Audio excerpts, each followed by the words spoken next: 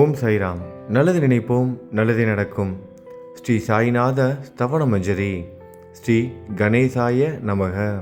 எல்லாவற்றிற்கும் ஆதாரமானவனே, மயூரேச்சவரா, எல்லாவற்றிற்கும் சாட்சியாக விளங்குபவனே, கௌரியின் புதல்வனே, எண்ணங்களுக்கெல்லாம் அப்பாற்பட்டவனே, பெருத்த வயிறுடையவனே, ஸ்ரீ கணபதியே என்னை காத்தருள்வீர்.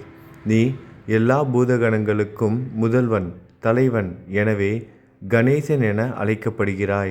நீ எல்லா சாஸ்திரங்களாலும் ஏற்றுக்கொள்ளப்பட்டவன்.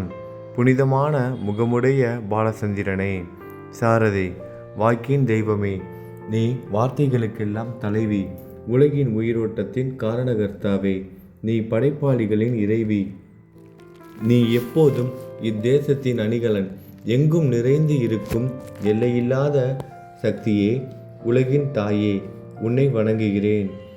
பூரண முழுமையான பரபிரம்மே, மகான்களுக்கு பிரியமானவனே, பண்டரிநாதன் உருவில் வெளிப்பட்ட அவதாரமே, நீ அன்பு கடவுள், எல்லையற்ற கருணையுள்ளம் கொண்டவனே, பாண்டுரங்கா நரஹரி.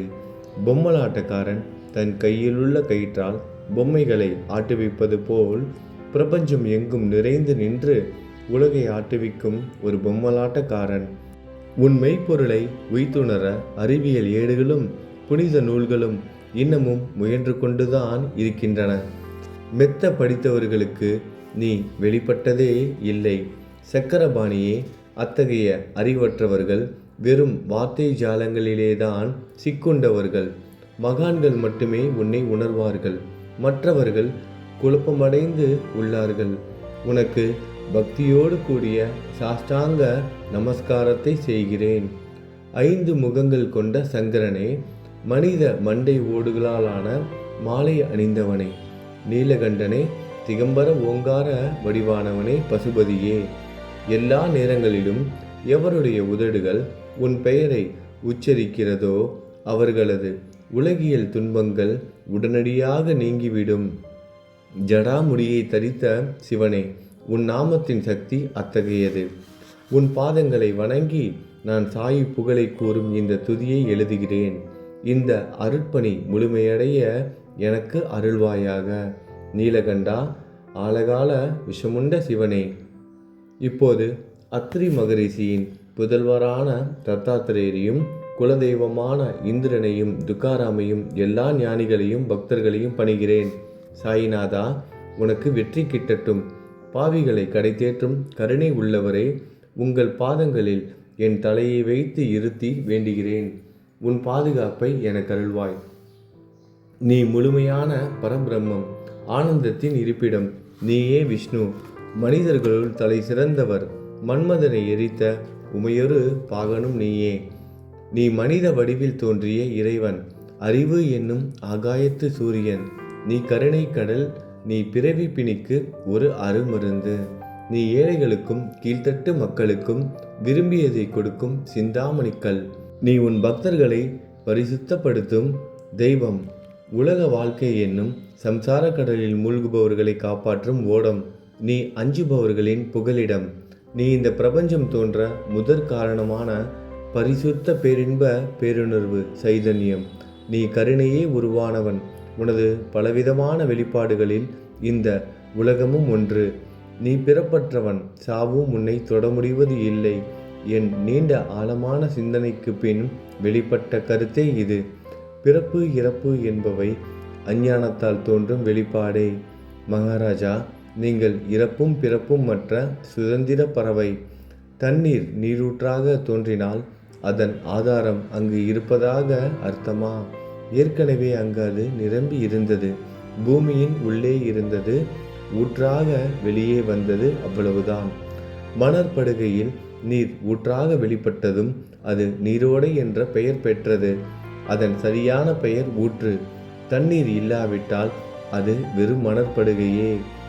அந்த மணற்படுகையில் தண்ணீர் ஊற்றாக வந்தாலும் அல்லது வற்றி போனாலும் தண்ணீருக்கு அதனால் ஒன்றும் ஆவது இல்லை.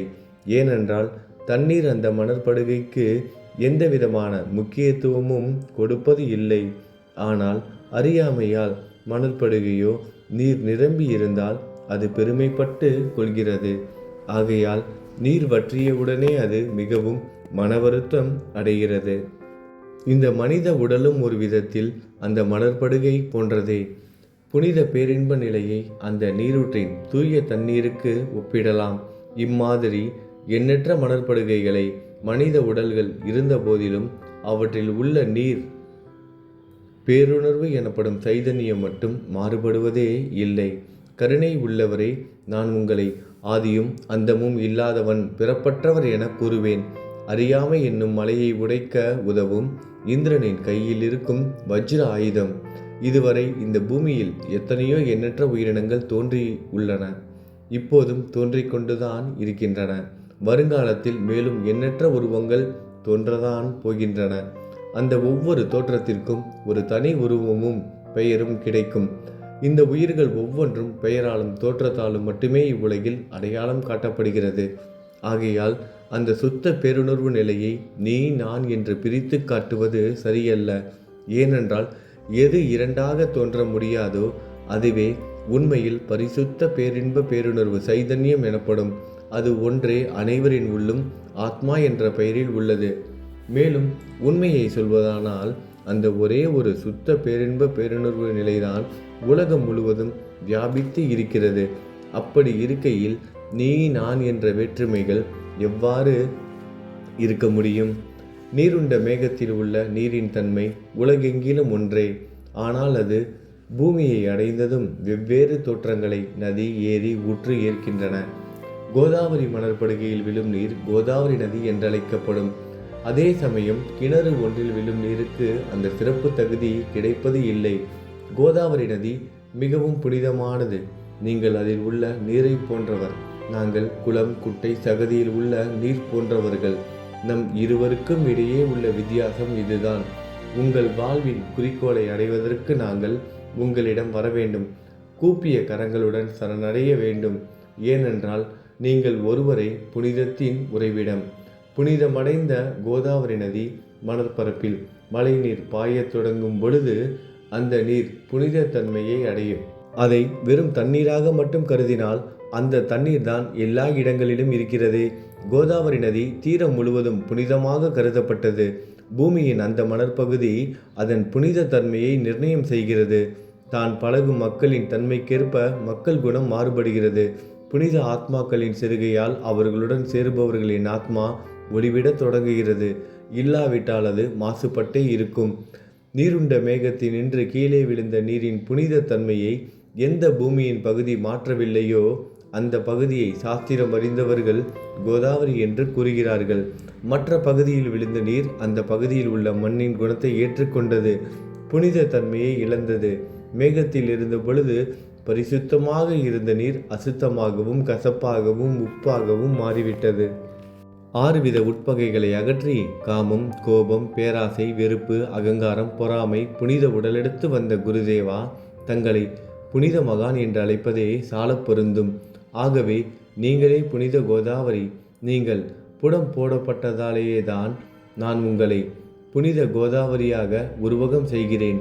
இயங்கும் அத்தனை படைப்புகளிலும் நீங்கள் சிறப்புற முதன்மை பெறுகிறீர்கள். பிரம்மா உயிர்களை படைக்க ஆரம்பித்ததிலிருந்தே உலகம் தோன்றியது முதல் கோதாவரி நதி இருக்கிறது.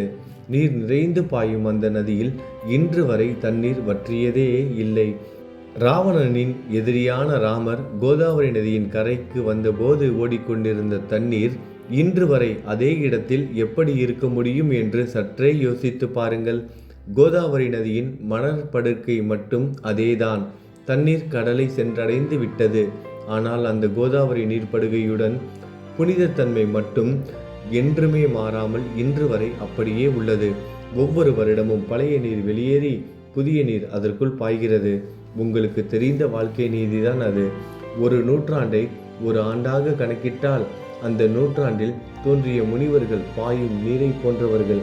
அவர்களில் மிகப்பெரிய மகான்கள் அந்த நீரில் தோன்றும் அலைகள் போன்றவர்கள். இந்த புனித கோதாவரி நதியில் முந்தைய நூற்றாண்டுகளில் சனாதர், சனதர், சனந்தனர் போன்ற மகான்கள் வெள்ளமாக தோன்றினார்கள். பிறகு நாரதர், தும்ரு, துருவன், பிரகலாதன், மகாபலி சக்கரவர்த்தி, சபரி, அங்கதன், வாயுகுமாரனான அனுமான், விதுரர், கோபர்களும் கோபியர்களும் வெள்ளமாக தோன்றினர். இவ்வாறு இன்று வரை கடந்த நூற்றாண்டுகள் ஒவ்வொன்றிலும் ஒன்றன் பின் ஒன்றாக மகான்களாகிய வெள்ளம் தோன்றியது. அவற்றையெல்லாம் என்னால் ஞாபகப்படுத்தி கூற முடியவில்லை. சாயிநாதா, இந்த நூற்றாண்டில் 19ஆம் நூற்றாண்டு புனித கோதாவரி நதியில் சந்தேகத்திற்கு இடமில்லாமல் நீங்கள் வெள்ளமாக பாய்ந்தீர்கள். எனவே உமது தெய்வீகமான பாதங்களை வணங்குகிறேன் மகாராஜா. நான் செய்யும் தவறுகளை உங்கள் கவனத்தில் வைத்துக்கொள்ள வேண்டாம் என மன்றாடி கேட்டுக்கொள்கிறேன். நான் ஒரு எளியவன், அறியாதவன், தீய குணங்கள் கொண்ட மிகப்பெரிய பாவி. என்னை புறம் தள்ளி விடாதீர்கள், கைவிட்டு விடாதீர்கள். மட்டமான உலோகத்தையும் தங்கமாக மாற்றும் சக்தி கொண்ட ரசவாதக்கல் இரும்பினுடைய இயற்கையான தன்மைகளை பொருட்படுத்துவது இல்லை. கோதாவரி நதி தன்னுள் கலக்கும் சிறு ஓடைகளை திருப்பி அனுப்புவது இல்லை.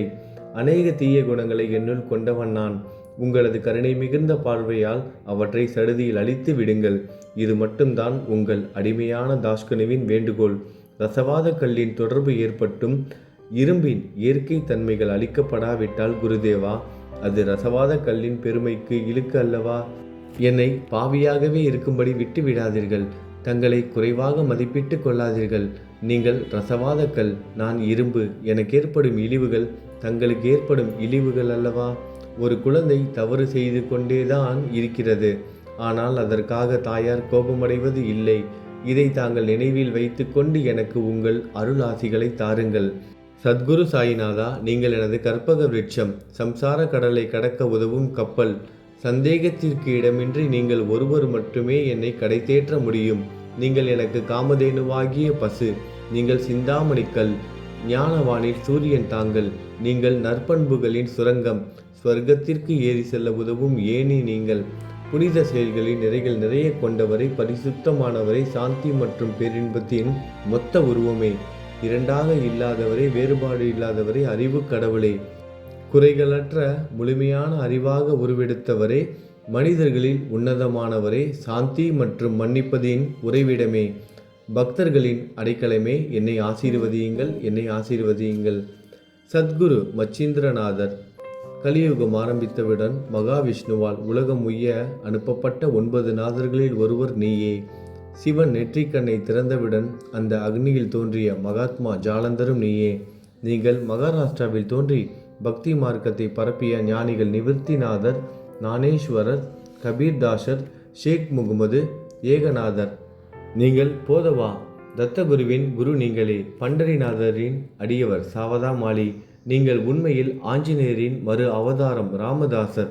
நீங்கள் மகாராஷ்டிர ஞானி பாண்டுரங்கன் மீது அபகங்கள் என்னும் கீர்த்தனை நிறைய இயற்றிய துகாராம். சாயிநாதா, நீங்கள் முஸ்லிம் ஞானி ராம பக்தர். நீங்கள் தத்தாத்திரேயரின் மறு அவதாரம் மாணிக் பிரபு. உங்களது இன்றைய அவதாரம் தோற்றம் மற்றும் உங்களுடைய எண்ணற்ற தன்மைகளை புரிந்து கொள்ள உண்மையில் கடினமாக இருக்கிறது. உங்களது ஜாதி குலம் பற்றிய எதையும் நீங்கள் எவருக்கும் வெளிப்படுத்தியது இல்லை. சிலர் உங்களை முஸ்லீம் என்கிறார்கள், சிலர் உங்களை பிராமணர் என்கிறார்கள். கிருஷ்ணரை போன்று எண்ணற்ற தெய்வீக லீலைகளை செய்வதெல்லாம் உங்களுக்கு ஒரு விளையாட்டு. ஸ்ரீ கிருஷ்ண பரமாத்மாவை பார்த்து உயிர்த்துணர்ந்த பல்வேறு மக்கள் பலவிதமான பெயர்களிட்டு அவரை அழைத்தனர். சிலர் அவரை யதுகுலத்தின் அணிகலன் என்றார்கள். சிலர் அவரை மாடுகள் மேய்க்கும் இடையன் என்றனர். யசோதை அவரை பச்சிலம் குழந்தை என்றாள். கிருஷ்ணனின் மாமனாகிய கம்சன் அவரை மகா காலன், உயிரை குடிக்கும் யமன் என்றான். அர்ஜுனன் அவரை எங்கும் நீக்கமர நிறைந்துள்ளவர் என்றான். அவ்வாறே குருநாதா, ஒவ்வொரு மனிதனின் மனநிலைக்கு ஏற்ப, அவரவர் எண்ணங்களுக்கு ஏற்ப உங்களுக்கு பெயர்களை சூட்டினார்கள். மசூதி நீங்கள் வாழும் இருப்பிடம். உங்கள் காதுகள் குத்தப்படவில்லை. இந்து மத வழக்கப்படி காதுகள் குத்தப்பட வேண்டும். பாத்தியா ஓதுவதை பார்த்து நீங்கள் முஸ்லீம் என்று கூறுவது பொருத்தமானதே. கருணாமூர்த்தியே, அதேபோல் நீங்கள் அக்னியை வழிபடுவதை பார்த்து நீங்கள் ஒரு இந்து என்று முடிவு செய்யப்பட்டது. இந்த வெளிப்புற வித்தியாசங்களை வீண் விவாதம் செய்யும் எண்ணம் கொண்டவர்களே விரும்புவார்கள். உண்மையான ஞானத்தில் ஆர்வம் கொண்டவர்கள் இந்த வெளிப்புற வேறுபாடுகளுக்கு முக்கியத்துவம் தரமாட்டார்கள். நீங்கள் பிரம்மத்தின் நிலையில் இருக்கிறீர்கள். ஜாதி குலம் போன்றவை உங்களுக்கு முக்கியமில்லை. நீங்கள் எல்லோருக்கும் மேலான உயர்ந்த குருவாகவும் இந்த பிரபஞ்சத்தை படைத்தவராகவும் இருக்கிறீர்கள். முஸ்லீம் இந்துக்களுக்கிடையே பகைமை உணர்வு ஏற்பட்டதால் அவர்களுக்கிடையே இணக்கமான உறவையும் ஒற்றுமையையும் ஏற்படுத்துவதற்காகவே நீங்கள் மசூதியில் அமர்ந்து அக்னி வழிபாட்டை நடத்தி உங்கள் லீலைகளை பக்தர்களுக்கு காட்டினீர்கள். நீங்கள் ஜாதி மதங்களுக்கு அப்பாற்பட்டவர். நீங்கள் பிரம்மமே. உண்மையில் அதுவே நீங்கள் உண்மையில் எண்ணங்களுக்கும் அப்பாற்பட்டவர். உங்களை பற்றிய வாத பிரதிவாதங்கள், ஊகங்கள், ஆதாரம் இல்லாத கருத்துக்கள் நடமாடும் இடத்தில் என் வார்த்தைகளுக்கு முக்கியத்துவம் எப்படி கிடைக்கும்? ஆனால் உங்களை பார்க்கும் பொழுது என்னால் மௌனமாக இருக்க முடியவில்லை. வார்த்தைகளால் போற்றுதலே உலக வழக்கில் உள்ள ஒரே வழக்கம். ஆகையினால் உங்கள் அருளாசியுடன் வார்த்தைகளால் எப்படியெல்லாம் போற்ற முடியுமோ அவ்வண்ணமே போற்றி புகழ்கிறேன். கடவுளின் நிலையை விட மகான்களின் நிலை வேறுபட்டு மிக உயர்ந்ததாகவும் இருக்கும். மகான்களின் அருகில் நான், எனது போன்ற எண்ணங்களுக்கு இடமே இல்லை. கடவுளை வெறுத்ததால் இரணியகசிபுவும் ராவணனும் கொல்லப்பட்டனர். மகான்கள் கைகளால் இத்தகைய துர்சம்பவங்கள் ஏற்பட்டதே இல்லை. அரசன் கோபிசந்தன் முனிவர் ஜாலந்தரை சாணக்குவியலுக்குள் புதைத்தான். ஆனால் அந்த நிலையிலும் அரசரின் அந்த செயலுக்காக அந்த முனிவர் வருத்தப்படவே இல்லை. அரசனின் அந்த செயலுக்கு நேர்மாறாக அந்த அரசனை சம்சார சூழலிலிருந்து விடுவித்து அவனை முக்தியடைய செய்தார். மகான்களின் சக்தி இப்படிப்பட்டதே. அவற்றை விவரித்து கூற முடியாது.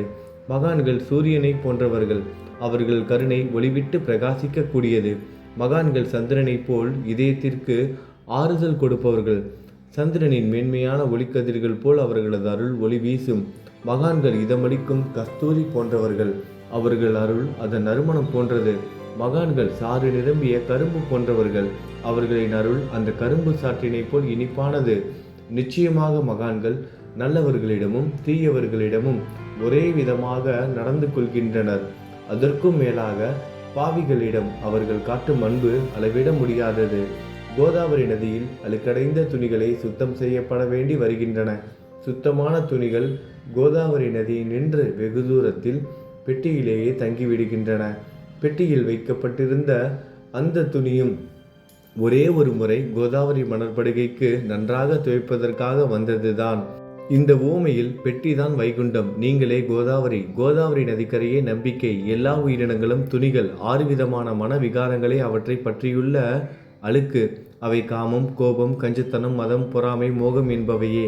தங்கள் பாதார விந்தங்களை வணங்குவதை கோதாவரியில் செய்யப்படும் புனித குளியல் எல்லா பாவங்களையும் மன அழுக்குகள் போக்கி சமத்தரே எங்களை சுத்தப்படுத்தும்.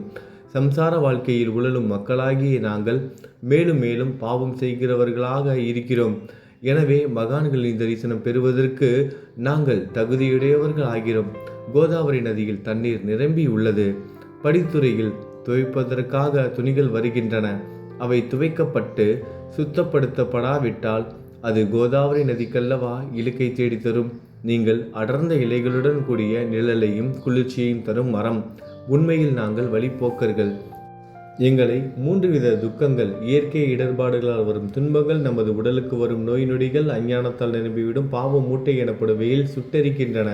கருணாமூர்த்தியே, அந்த சுட்டரிக்கும் 3 வித தாபங்களின் வெப்பத்திலிருந்து எங்களை காப்பாற்றும். தங்கள் அன்பு மிகுந்த கருணை என்னும் குளிர் நிழல் இந்த சம்சாரம் என்னும் வாழ்க்கை கடலை கடக்க உதவும் தன்மை கொண்டது. மரத்தின் அடியில் அமர்ந்தும் ஒருவன் சூரியனின் சுட்டரிக்கும் வெப்பத்தை உணர்ந்தால் அந்த மரத்தை நிழல் தரும் மரம் என்று கூற முடியுமா? பாருங்கள், உங்கள் அருளின்றி இந்த உலகில் நல்லது என்பது ஏற்படுவது இல்லை. எனவே தர்மத்தை நிலைநிறுத்துவதற்காக சேஷசாயி பாம்பு படுக்கையில் இருப்பவனே அர்ஜுனனுக்கு நண்பனாக, வழிகாட்டியாக மற்றும் ஆன்மீகவாதியாக மாறினார். சுக்ரீவனின் அன்பினாலேயே விபீடனன் அரசன் ராமனின் நட்பை பெற்றான். ஸ்ரீ ஹரியும் மகான்கள் மூலமாகத்தான் பெருமை பெற்றார். பிரம்மம் உருவமற்றது. எனவே வேதங்களால் அதை வர்ணிக்க முடியவில்லை. பூமியில் அதை மனித உருவில் தோன்ற வைத்து மகான்கள் அதன் உருவமற்ற தன்மையை மாற்றினர். தாமாஜி என்ற பக்தருக்காக பாண்டுரங்கனை ஒரு தாழ்த்தப்பட்ட குலத்தில் பிறக்க வைத்தார். சோகமேளா என்ற பக்தருக்காக உலகின் தெய்வமாகிய இறைவனை இறந்த எருமைகளின் உயிரற்ற உடல்களை எடுக்க வைத்தார். மகான்களின் பெருமையை உணர்ந்த இறைவன் தண்ணீர் சுமந்து உழைத்தார். உண்மையில் மகான்கள் எல்லாவற்றையும் தாங்கும் சக்தியும் சச்சிதானந்த பிரபுவும் ஆகிய இறைவனின் எஜமானர்களே. இதற்கு மேலும் சொல்வதற்கு ஏதும் இல்லை. நீங்களே என் தாயும் தந்தையும். ஷீரடி கிராமத்தில் வசிக்கும் சத்குரு சாயிநாதா பாபா, உங்கள் லீலைகளை எவர் ஒருவராலும் உண்மையிலேயே முழுமையாக புரிந்து கொள்ள முடியாது என்கிற போது சாதாரண மனிதனாகிய நான் எவ்வாறு அவற்றை விளக்க முடியும் என்று கூறுங்கள். எல்லா உயிரினங்களையும் காப்பாற்ற நீங்கள் ஷீரடிக்கு வந்திருக்கிறீர்கள். மண் அகல் விளக்குகளில் வெறும் தண்ணீரை ஊற்றி அவற்றை எரிய வைத்தீர்கள். மிக குறுகிய மரப்பலகையை கொஞ்சம் ஊஞ்சல் படுக்கையாக்கி உங்கள் யோக சக்தியை உங்கள் பக்தர்களுக்கு காட்டினீர்கள். அநேக பெண்களின் மலட்டுத்தன்மையை முழுவதுமாக நீக்கினீர்கள். உதியின் மூலம் அநேக பேரின் வியாதிகளை குணமடைய செய்தீர்கள். இவ்வுலக சம்பந்தமான துன்பங்களை நீக்குவது உங்களுக்கு ஒரு பொருட்டே அல்ல. யானை ஒன்று எறும்பை சுமையாக கருதுமா? குருராயா, இப்பொழுது இந்த எளியவன் பால் கருணை காட்டுங்கள். உங்கள் பாதங்களில் சரணடைந்து விட்டேன். என்னை திருப்பி அனுப்பி புறம் தள்ளி விடாதீர்கள். மகாராஜ், நீங்கள் அரசர்களுக்கெல்லாம் அரசன். நீங்கள் குபேரனை விட செல்வம் அடைந்தவர். நிச்சயமாக தன்னிகரற்ற வைத்தியர். உங்களை விட மேலானவர் எவரும் இல்லை. மற்ற கடவுள்களை வணங்குவதற்கு தனித்தனியாக பூஜை பொருட்களும் வழிபாட்டு முறைகளும் உள்ளன. ஆனால் உங்களை வணங்குவதற்கு தகுதியான பொருட்களே இந்த உலகில் இல்லை. சூரியனின் ராஜ்யத்தில் தீபாவளி பண்டிகையை கொண்டாடுவது என்றால் எவ்விதமான பொருட்களை கொண்டு அதை கொண்டாடுவோம்? சமுத்திரத்தின் தாகத்தை தணிக்க பூமியில் போதுமான தண்ணீர் கிடைக்காது. நெருப்பை சூடாக்குவதற்கு எங்கிருந்து அக்னியை கொண்டு வருவது?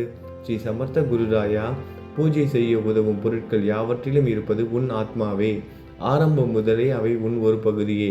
மேலே கூறப்பட்டவை எல்லாம் தத்துவார்த்த ரீதியில் கூறப்பட்டவையே. எனக்கு ஏற்பட்ட அடிப்படையில் கூறப்பட்டவை அல்ல. அனுபவங்கள் இன்றி கூறப்படும் வார்த்தை ஜாலங்கள் வீணே. சம்பிரதாய சடங்குகளின்படி உங்களுக்கு பூஜை செய்ய வேண்டுமென்றால் அதனை செய்வதற்கு தேவையான பூஜை சாமான்கள் என்னிடத்தில் இல்லை என் குருநாதா. கருணையுடையவரை, அடிக்கடி என் கற்பனை திறனின் அடிப்படையில் உங்களுக்கு நான் வழிபாடு செய்கிறேன். அந்த வழிபாட்டை இந்த அடிமையிடமிருந்து ஏற்றுக்கொள்ளுங்கள். இப்போது என் அன்பு கண்ணீரால் உங்கள் கால்களை கழுவுகிறேன். உண்மையான பக்தி என்னும் சந்தனத்தை அரைத்து சாந்தாக்கி உமக்கு இடுகிறேன்.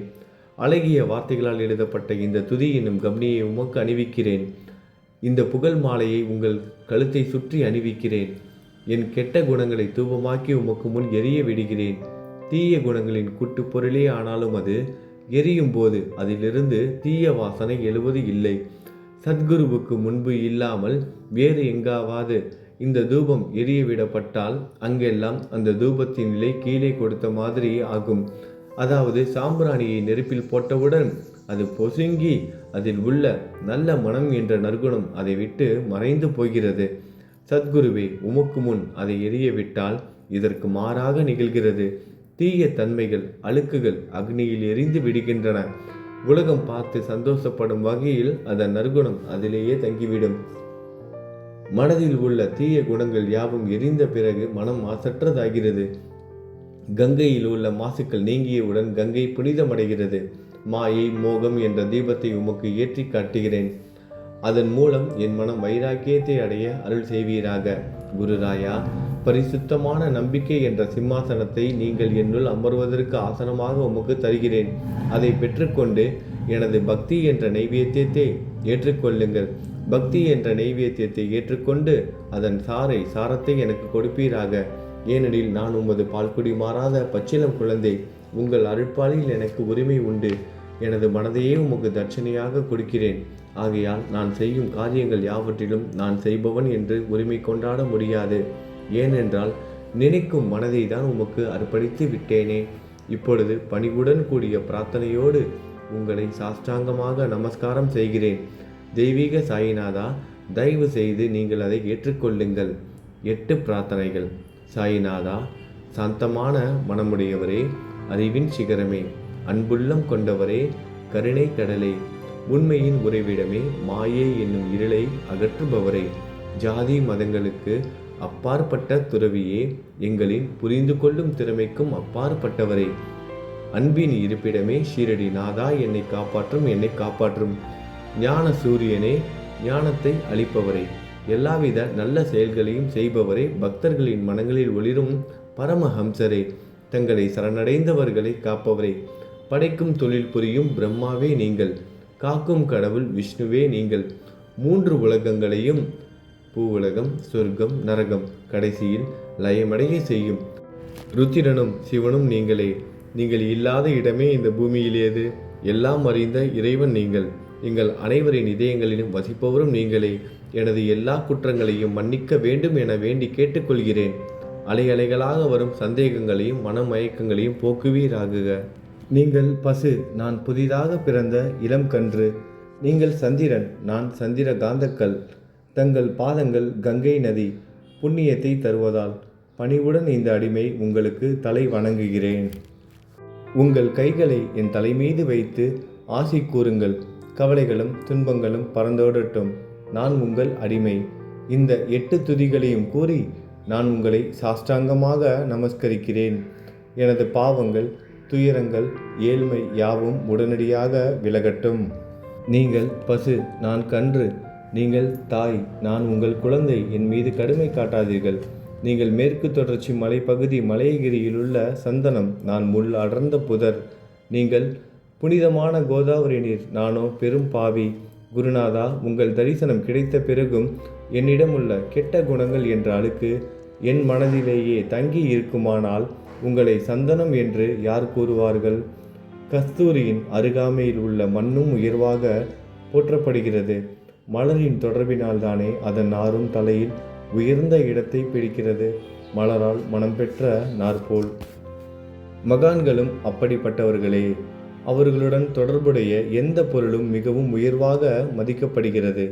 சிவபெருமான் விபூதி, லங்கோடு, நந்தி ஆகியவற்றை ஏற்றுக்கொண்டதால் 8 திக்குகளிலும் அந்த பொருட்கள் புகழப்பெறுகின்றன. இடையர்களை மகிழ்விப்பதற்காக யமுனை நதிக்கரையில் உள்ள பிருந்தாவனத்தில் உலகிற்கெல்லாம் இறைவன் தகிகாலா உரியடி விளையாட்டு என்ற விளையாட்டை விளையாடினான். அதுவும் அறிவுடையோர் மத்தியில் ஏற்றுக்கொள்ளப்பட்டது. ஆகவே நான் பாவியான போதிலும் உங்கள் சேவையில் ஈடுபட்டு உள்ளேன். குருநாதரை, என் நிலைமையை பற்றி மனதில் எண்ணி பாரும். குருநாதா, லௌகீக உலகிலோ அல்லது ஆன்மீக வழியிலோ எந்த விஷயங்கள் எல்லாம் எனக்கு சந்தோஷத்தை கொடுக்கும் என என் மனம் சந்தேகமில்லாமல் நம்புகிறதோ அவற்றையெல்லாம் நீங்கள் எனக்கு அளித்தள்ள வேண்டும். உமது கருணையால் இந்த மாதிரி செய்துவிடும். எனது மனதை அடக்கி விடுங்கள். சமுத்திரங்கள் எல்லாம் தித்திப்பாக மாறினால் பிறகு அவை உப்பு கரிக்குமே என்ற பயம் தோன்றாதே. சமுத்திரத்தை தித்திப்பாக்கும் சக்தி உங்களுக்கு உண்டு. ஆகையால் தான் எனது இந்த வேண்டுகோள். தயவு செய்து இந்த வேண்டுகோளை நிறைவேற்றும்.